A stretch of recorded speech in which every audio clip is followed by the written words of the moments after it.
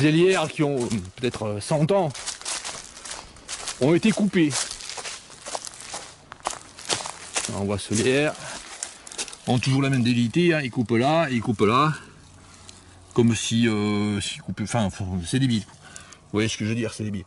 Là encore, un lierre énorme, il a été coupé, hein, énorme, 15 cm de diamètre, donc de la mort, par débilité extrême. Et puis également là, on peut voir,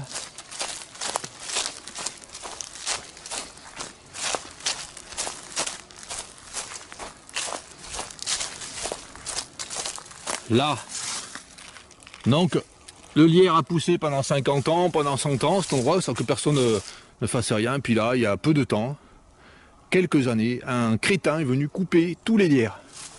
Également, ce qu'ils font comme débilité, c'est tondre sous la forêt de pins. S'ils ne tondaient pas, c'est ça qu'il y aurait. Des graminées qui permettent la vie de plusieurs espèces de papillons, hein. Notamment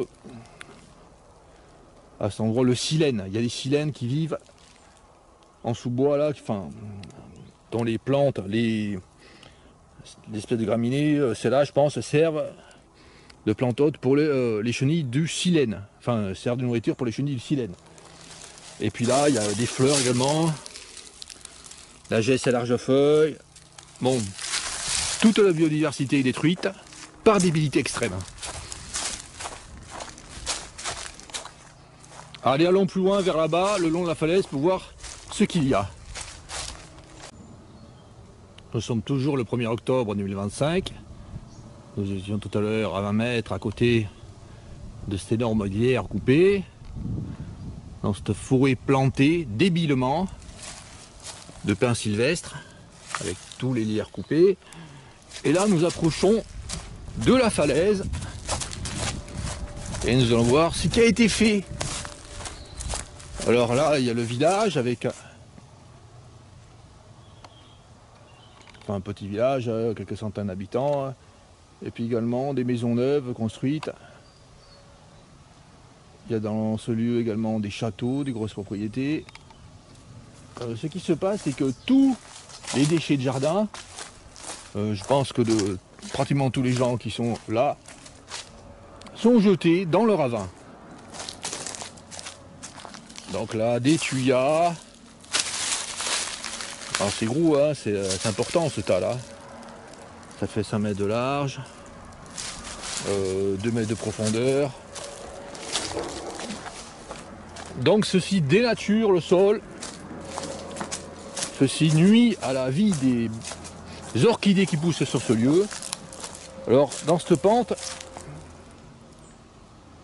au bord du ravin, normalement, il y a des orchidées qui poussent. Notamment, c'est un lieu typique où pousse le limodore à feuilles avortées. Alors, j'ai pas vérifié s'il y en avait exactement à cet endroit, mais c'est le genre de lieu où pousse le limodore à feuilles avortées. Ben voilà ce qu'il y a maintenant.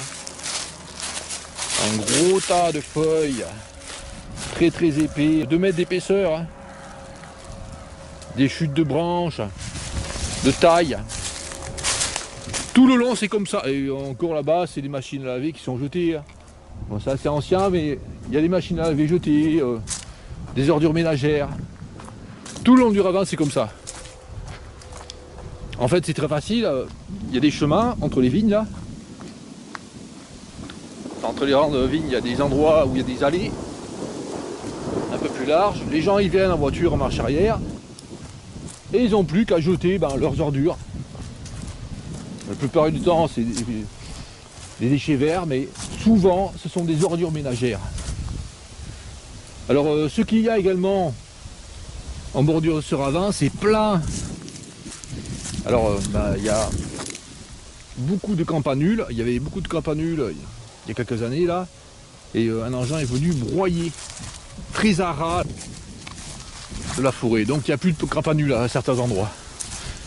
Mais il y a quand même beaucoup de biodiversité là, à certains endroits, notamment des gesses à large feuille qui permettent de nourrir plusieurs papillons, hein.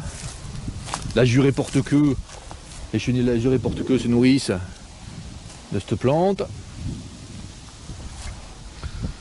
Là encore, ce qu'on voit, c'est des déchets verts. Ce sont des tonnes et des tonnes de déchets verts qui sont jetés dans le ravin. Alors des déchets verts, mais également des gravats. Là on voit que c'est du gravier, ça. Du gravier, une terre qui n'a rien à voir avec la terre calcaire du lieu. Donc là, c'est des tonnes et des tonnes. C'est large, ça fait 5 mètres de large, 10 mètres de profondeur, des blocs de béton, des chutes, des produits de chantier. Donc c'est jeté sur ce lieu, empêchant les orchidées de pousser. Et encore là. Les déchets verts, bon là c'est les ronces. C'est moins grave que si c'était des déchets verts type plante invasive qui se réimplantent après, qui se ressèment. Allez, allons plus loin, voir ce qu'il y a. Ce que je vais vous montrer, c'est la plante qui pousse sur cet endroit là, le chèvrefeuille d'étrurie. Il y avait beaucoup de chèvrefeuille d'étrurie, et puis un engin est venu à raser, à ras de la falaise, et il y a maintenant moins de chèvrefeuille d'étrurie. Je pense que le gars qui fait l'entretien au bord de la vigne, c'est normal qu'il coupe la végétation qui est au bord de la vigne, mais il pourrait laisser une bande de 1 mètre herbacée avant la forêt.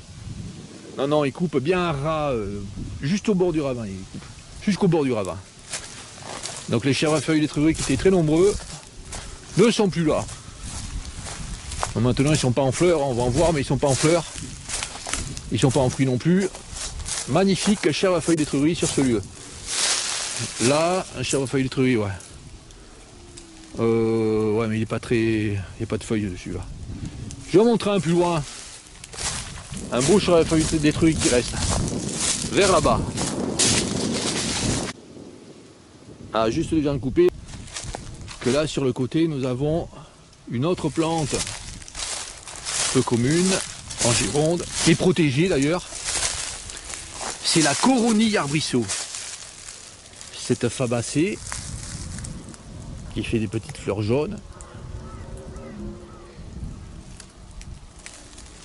Donc c'est une plante ligneuse, qui atteint 2 mètres, 3 mètres de hauteur. Et puis là on voit un pied de coronille arbrisseau qui a été coupé et qui se trouvait à 50 cm du ravin. Est-ce que le gars qui fait l'entretien, il pourrait pas laisser une bande de 1 mètre, juste une bande de 1 mètre au bord du ravin, pour permettre à la coronille arbrisseau de vivre? La coronille arbrisseau qui est protégée. Non, il préfère couper. Donc là, celle-là, elle est restée, mais elle est juste au coin là du ravin. Alors, les agriculteurs ont le droit de couper les plantes protégées si la plante protégée pousse sur le champ. Mais là, bon, je sais pas, il aurait pu s'abstenir de couper cet arbre, cet arbrisseau. Nous allons voir les chèvrefeuilles détruites. Alors là, c'est ces endroits là où il y avait les chèvrefeuilles détruites. Non, ça n'est pas un, ça, mais on va voir. On va en voir. Un peu plus loin.